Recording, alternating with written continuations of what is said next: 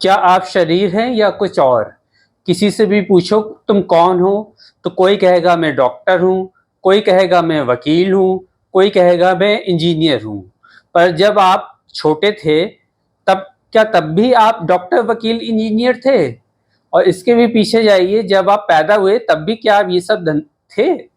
और उसके भी पीछे जाकर देखते हैं, जब हम माँ के पेट में भी नहीं आए थे तब हम कौन थे? वास्तव में हम एक चेतना स्टार आत्मा थे, और वही आत्मा एक शरीर छोड़ने के बाद दूसरा मनुष्य चोला धारण करती है।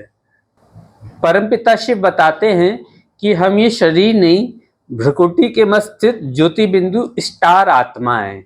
ये आत्मा अति सूक्ष्म अणु मिसल है, तभी ये इन आंखों से दिखाई नहीं देती। ये स्वयं प्रकाशित है, शांत स्वरूप है, सुख स्वरूप है और अजर अमर अविनाशी है। तो राजयोग की पहली सीढ़ी में हम लोग इसी बिंदु स्टार आत्मा को याद करते हैं और उसके शांत स्वरूप, सुख स्वरूप का अनुभव करते हैं। और जैसा कि मैंने आपको बताया कि ये आत्मा अजर अमर अविनाशी है, तो अजर का मतलब होता है, जर का मतलब होता है बूढ़ा होने वाला, और अजर मतलब जो कभी बूढ़ा ना हो।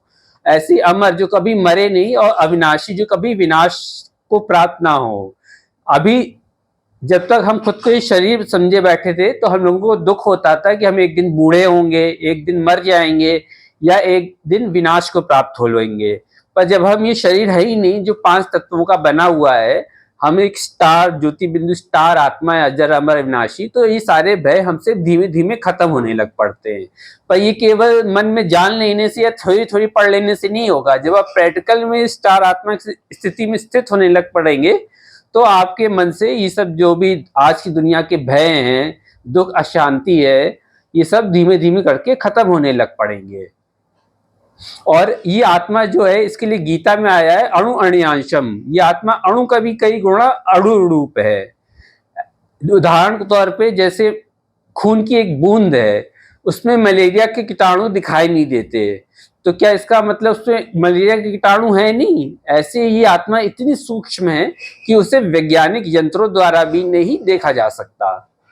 और आज से 2500 वर्ष पहले द्वापर युग में भारत में ऋषि मुनियों ने स्त्रियों को भ्रकुटी के मस्त बिंदी लगाने को कहा और पुरुष को टीका लगाने को कहा। और उस समय के स्त्री पुरुष ऐसा करते भी थे। वो वास्तव में इस बात की यादगार थी कि हम जब एक दूसरे को देखें तो दैहिक रूप में ना देखकर इसी आत्मिक रूप में देखें।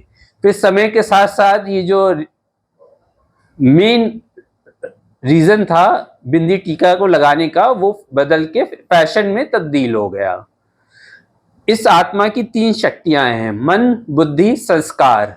मन द्वारा आत्मा मनन चिंतन मंथन करती है, बुद्धि द्वारा निर्णय लेती है, संस्कार द्वारा जो भी उसके अच्छे बुरे कर्म हैं वो इस आत्मा में इम्प्रिंट होते चले जाते हैं। अगर हम आत्मा हैं तो हमारा परमात्मा कौन है, ये अगले वीडियो में। अगर मेरा वीडियो आपको कुछ नया यूनिक लगा हो और आपके दिल को छू गया हो, तो मेरे वीडियो को लाइक करिए, ज़्यादा से ज़्यादा लोगों के बीच शेयर करिए, अपने कमेंट दीजिए, और चैनल को अभी तक सब्सक्राइब ना किया हो तो मेरा चैनल सब्सक्राइब करिए। ओम शांति, ओम क्रांति।